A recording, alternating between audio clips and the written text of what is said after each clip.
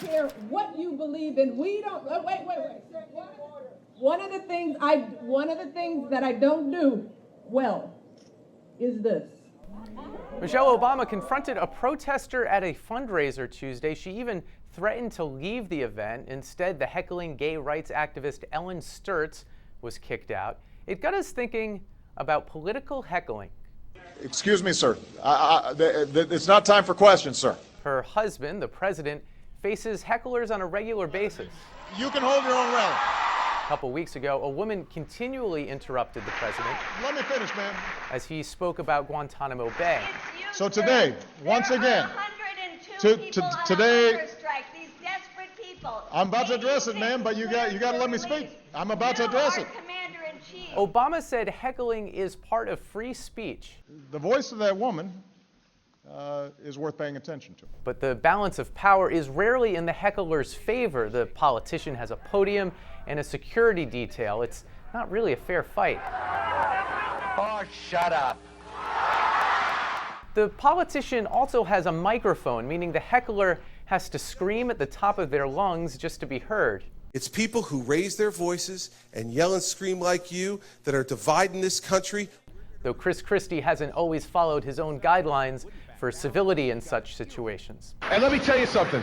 After you graduate from law school, you conduct yourself like that in a courtroom, your rear end's going to get thrown in jail, idiot. The campaign trail is a good place for a heckle, where an exhausted candidate can sometimes lose his cool. You cannot have the right to treat any human being, including me, with no respect because of what you're worried about.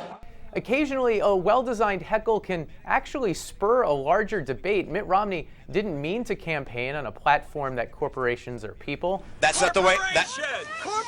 Corporations are people, my friend. John McCain has engaged in some epic heckle duels, often about immigration reform. Build a dang fence. Where's the fence? But English isn't the official language of heckling. You can heckle with a shoe, or even a sandwich. This insulting toss happened recently down in Australia. No word if it was Vegemite.